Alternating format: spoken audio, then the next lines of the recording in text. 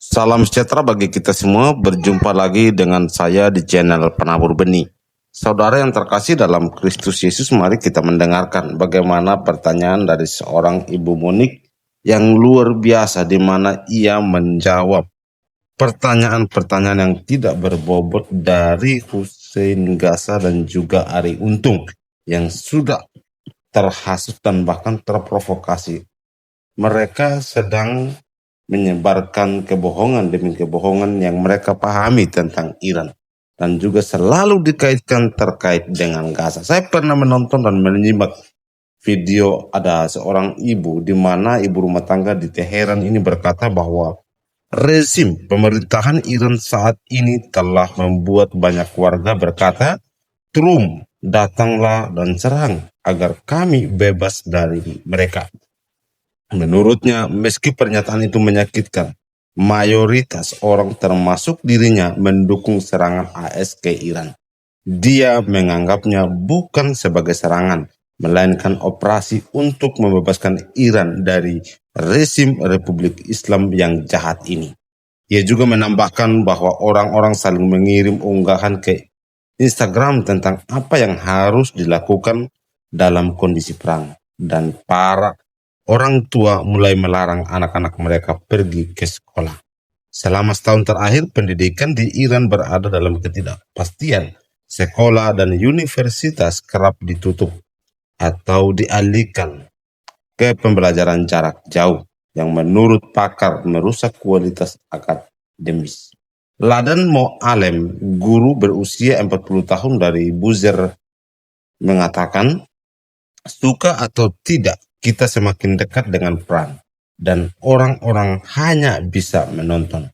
Ia mencoba menghindari berita demi menjaga kesehatan mentalnya.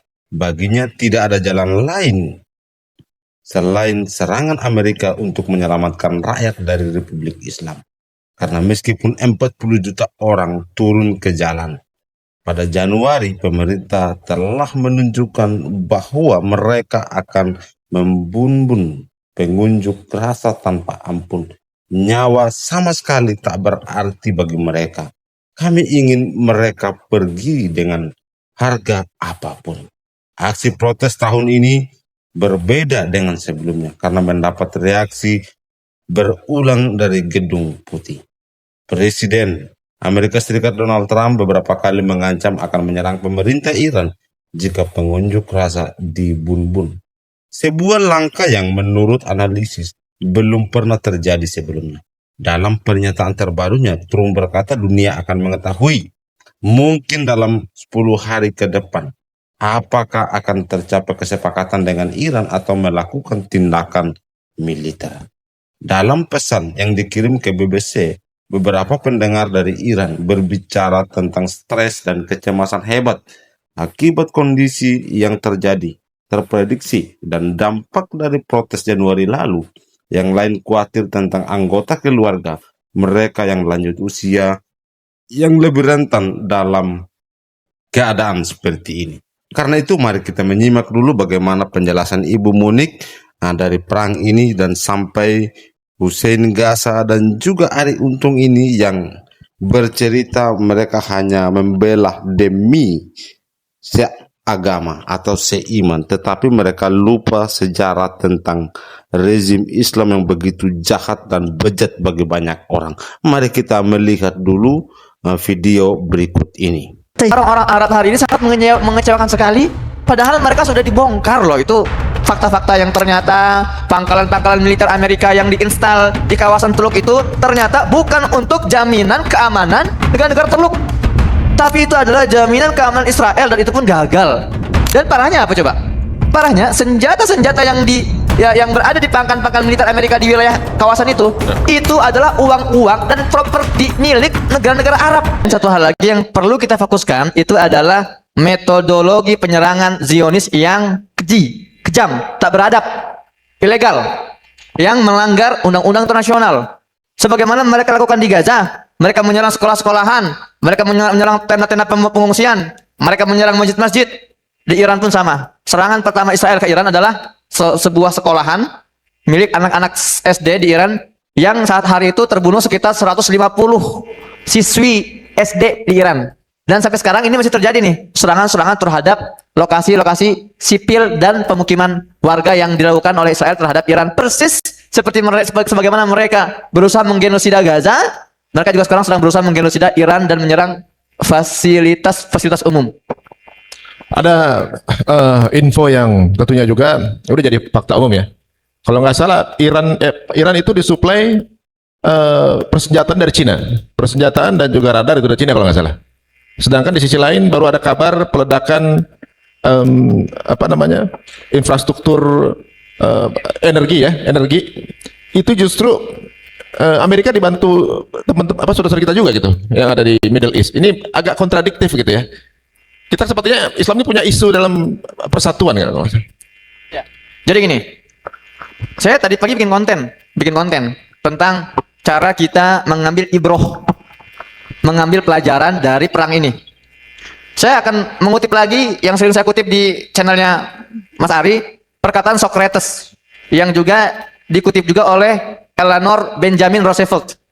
Dia bilang gini, Socrates pernah bilang gini, strong mind discuss ideas, average mind discuss events, weak mind discuss people. Pemikiran yang kuat, pemikiran yang besar itu bicara ide. Pemikiran yang standar bicara peristiwa. Pemikiran yang rendah, yang lemah bicara sosok tokoh. Nah, kita sekarang nggak mau menjadi otak-otak yang rendah atau yang average ketika melihat peristiwa ini. Kita nggak mau fokus di sosok-sosoknya. Netanyahu, kemudian Trumpnya, jangan kita terjebak dalam pembahasan personal. Jangan juga kita selalu disibukkan oleh peristiwa-peristiwa itu. Tapi mari kita fokus pada ide. Ide apa sih? Ketika misalnya tadi saya bicara tentang hilangnya Netanyahu dalam peredaran gitu ya, seperti sabu-sabu gitu peredaran bahasanya. Kita bicara idenya, ada apa idenya? Termasuk perang ini apa yang mau kita ambil ide itu. Maka saya bilang gini di konten tadi pagi itu, Bapak Ibu semua, perang seperti ini bagi kita adalah sekolah. Kita belajar melihat metodologi Amerika dan Israel yang selama ini mungkin kita hanya membaca di buku-buku sejarah. Betul gak? Sekarang kita melihat langsung nih, apa ide-idenya? Contoh, ciri khasnya Israel itu adalah framing dan Amerika. Makanya beberapa hari ini kita dihebohkan oleh serangan roket ke misalnya kilang minyak Arbil di Irak. Kemudian serangan ke bandara komersilnya Kuwait. Nah, ternyata pihak Garda Revolusi Iran itu membantah mereka menyerang lokasi-lokasi itu. Artinya apa? Itu lokasi-lokasi itu diserang oleh Amerika sendiri. Framing. Untuk apa? Untuk menarik masuk agar negara-negara Teluk ini menyerang Iran. Dan itu yang terjadi hari ini. Pusat atau fasilitas energi Iran ya di Bushehr itu diserang hari ini, dan setelah diinvestigasi, saya baru dapat di sekitar setengah jam yang lalu datanya, Garda Revolusi Iran markas Khatamul Anbiya, ya maksudnya markas militer Iran itu mengkonfirmasi bahwa serangan tersebut tidak hanya dilakukan oleh Amerika, tapi ada campur tangan Uni Emirat Arab dan Arab Saudi. Maka militer Iran langsung mengeluarkan statement lagi bahwa kami mulai hari ini tidak akan segan-segan menyerang dengan roket-roket kami sumber serangan itu. Artinya mereka akan juga menyerang fasilitas energi di Uni Emirat Arab dan di Arab Saudi. Jadi jangan salahkan kami, salahkan kenapa kalian ikut menyerang kami, itu intinya. Berarti bisa naik eskalasinya nih, jadi eskalasi perang Teluk. Kalau emang iya Pak, ini kan keinginan dari Amerika dan Yahudi kan. Mereka kepingin perang Teluk nih sesama bangsa Arab, sesama Muslim ini perang, kepengen kan gitu? Ya. Bisa terjadi dong nih? Bisa jadi. Itulah kenapa memang sangat mengecewakan. Sikap orang-orang Arab hari ini sangat mengecewakan sekali. Padahal mereka sudah dibongkar loh, itu fakta-fakta yang ternyata pangkalan-pangkalan militer Amerika yang diinstal di kawasan Teluk itu ternyata bukan untuk jaminan keamanan negara-negara Teluk, tapi itu adalah jaminan keamanan Israel, dan itu pun gagal. Dan parahnya apa coba? Parahnya senjata-senjata yang berada di pangkalan-pangkalan militer Amerika di wilayah kawasan itu adalah uang-uang dan properti milik negara-negara Arab, dipakai untuk perang melawan Iran. Termasuk yang sekarang lagi heboh apa? Jepang kan lagi mau tarik nih roket-roket Patriotnya. Meskipun itu memang Jepang membeli dari Amerika kan, tapi karena Amerika merasa dia preman dan dia merasa punya kuasa, ya udah Jepang sini dulu deh roket-roketnya, saya mau pakai untuk menyerang Iran. Jadi kan lucu. Jadi sudah terbongkar bahwa mereka ini dimanfaatkan gitu loh. Tapi kok tidak ada tindakan tegas, pelajaran tegas gitu ya dari orang-orang Arab ini bahwa ini harus dilawan.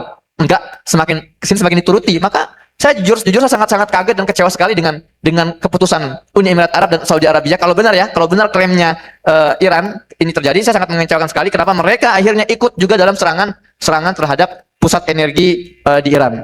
Kalau kita lihat berarti kan bangsa Yahudi bangsa yang paling suka memfitnah, ngomporin orang untuk berantem gitu ya. Dia selalu bisikin, oh tuh diserang, lu serang balik kan begitu, gaya-gayanya begitu kan.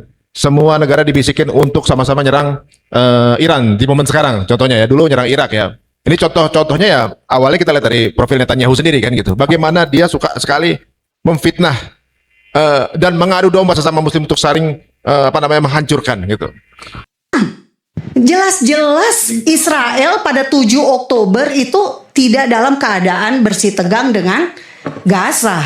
Kita balik lagi ke 2024. Iran menyerang Israel April 2024 dan Oktober 2024. Ya, demikian videonya saudara dikasih Tuhan. Itulah yang kita dengarkan terkait dengan perang yang saat ini terjadi dan tak ada habis-habisnya.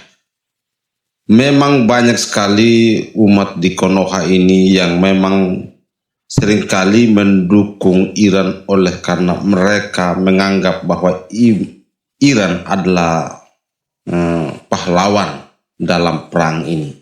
Dan mereka menganggap bahwa Iran adalah muslim semuanya dan mereka sangat mendukung dan bersemangat akan hal itu. Sebetulnya banyak sekali cerita dan kesaksian warga Iran juga yang menyampaikan pengalaman cerita mereka, apa yang mencekam mereka dan mereka tidak bisa bebas dari rezim Iran yang begitu jahat ini. Cerita warga tentang kondisi di Iran. Ada yang bernama Reza bekerja sebagai sopir bis di Maku, Iran. Dia menceritakan menurut Reza ketidakpastian yang terjadi saat ini dipicu pemerintah Iran yang hanya ingin memberikan kesepakatan kecil mungkin tanpa menyadari terjadinya perubahan di domestik dan internasional. Sayangnya pemimpin Iran tidak tersedia melunak karena merasa hal itu akan merusak citra domestik dan internasionalnya. Di sekitar juga tidak ada orang yang berani dan realistis untuk memperingatkan potensi kerusakan perang bagi negara atau bahkan bagi Republik Islam itu sendiri, ujar Reza. Reza bercerita jika AS menyerang maka dampaknya akan jauh lebih besar dibanding perang 12 hari antara Iran dengan Israel yang terjadi pada Juni 2025. Kemungkinan besar akan terjadi perang panjang dan menyakitkan yang akan memberikan pukulan kuat bagi Republik Islam sekaligus berisiko menghancurkan infrastruktur negara, kata Reza. Dalam perang 12 hari, Kementerian Kesehatan Iran melaporkan lebih dari 610 orang tewas dan 4.700 orang luka-luka. Selain itu, fasilitas bandara, nuklir, energi, dan militer Iran juga menjadi sasaran. Iran dilanda aksi protes di dalam negeri Januari lalu. Dalam aksi ini, pemerintah melakukan pemutusan jaringan komunikasi. Dampaknya memberikan kerugian hingga triliunan rupiah bagi perekonomian Iran. Said, orang insinyur otomotif, menyatakan bahwa ia selalu melihat berita setelah bangun tidur untuk melihat apakah serangan sudah terjadi atau belum. Said berkata terdapat sekelompok keluarga yang menyambut dan menunggu serangan AS ke Iran. Karena serangan itu menurut mereka dengan optimis akan menumbangkan rezim Islam. Dan itu benar, Khamenei tewas. Mereka tidak ingin membayangkan versi negatifnya. Kalau serangan AS hanya terbatas dan tak menyebabkan perubahan rezim. Dia bilang serangan AS yang terbatas dan gagal hanya akan membuat penindasan yang lebih kejam ke rakyat. yang ia yakini menjadi opsi utama pemerintah dalam menekan rakyat, terutama setelah respon mematikan terhadap pengunjuk rasa Januari lalu. Dari menimbun makanan hingga mencairkan aset. Ada juga seorang pemuda dari Teheran berkata bahwa hal yang sama. Dia mengatakan begini, mayoritas orang yang ditemui terutama di kalangan anak muda setuju dengan serangan AS. Alasannya, katanya, perang memberikan harapan perubahan atas kondisi kehidupan yang sulit saat ini di negaranya. Sebagian besar dari kami berjuang mewujudkan impian kami dan bekerja shift sehari. Tetapi setiap hari kami semakin miskin. Ia menambahkan, kami siap dengan cara apapun agar Republik Islam hancur. Bahkan jika kami sendiri terbunuh seperti banyak rekan kami yang tewas dalam perang antara rakyat dan pemerintah di Januari. Elahe, dokter perempuan yang tinggal di Belgia, menghubungi ibunya yang tinggal di Teheran. Dalam pembicaraan itu, kata Eleha, ibu berkata dia terus-menerus melihat video serangan aparat ke warga, mayat di ruang jenazah, dan upacara 40 hari keluarga korban. Lalu ia menangis karena besarnya kematian, duka cita, dan penderitaan ini. Mendengar itu, Elahe mengaku khawatir dengan kondisi yang terjadi. Lalu adiknya mengambil alih telepon. Mereka berdua justru menangis terseduh-seduh dan tidak mampu berbicara satu sama lain. Menurut keterangan adiknya, Elahe, tingkat kekerasan dan pembunuhan yang dilakukan pemerintah terhadap rakyat masih sulit dipercaya oleh banyak orang. Setelah lebih dari sebulan, kata Elahe, banyak warga yang masih dalam keadaan linglung dan terkejut. Gelombang kemarahan dan duka yang tak berujung menyelimuti banyak kota dan desa. Sementara perilaku para pejabat semakin menambah kebencian dan membuat masyarakat berpolarisasi tajam melawan penguasa serta aparatnya. Sehingga memuncak protes pada tanggal 7 dan 8 Januari lalu dengan tindakan represif pasukan keamanan yang menyebabkan ribuan orang tewas dan terluka, serta puluhan ribu orang ditangkap di seluruh Iran. Karena itu, saudara yang terkasih, kantor kepresidenan Iran merilis daftar 2.980 orang tewas dalam mengklaim total korban jiwa mencapai 3.117 orang, termasuk jenazah tanpa identitas. Namun aktivis HAM menyatakan bahwa banyak nama pengunjuk rasa yang tewas tidak ada dalam daftar tersebut dan angka aslinya jauh lebih tinggi. Mereka memandang bahwa pemerintah mencoba menyembunyikan dimensinya sebenarnya dari kejahatan tersebut.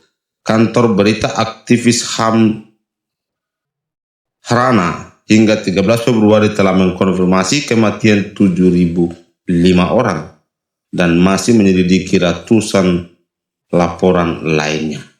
Itulah, saudara yang terkasih dalam Kristus, ketika berita ini diliput, justru internet dimatikan di Iran Januari 2 bulan yang lalu. Namun ribuan orang, pemuda, ibu-ibu, anak-anak dibunuh dan mereka ada yang kehilangan identitas, kehilangan keluarga dan sulit untuk dihubungi. Tetapi warga di Konoha, mereka justru hanya berpihak kepada Khamenei, seorang muslim, entah dia Syiah, entah dia alirannya apa. Tapi bagi mereka yang penting seiman. Tapi mereka lupa saudara seimannya yang darahnya tertumpah dan darahnya sudah mengalir di sana. Banyak jiwa yang berserakahan, kehilangan nyawa keluarga. Tetapi mereka tidak memikirkan itu dan mereka tidak tahu apakah mereka tidak tahu benaran atau memang pura-pura tidak tahu apa yang terjadi di Januari tahun 2026 ini.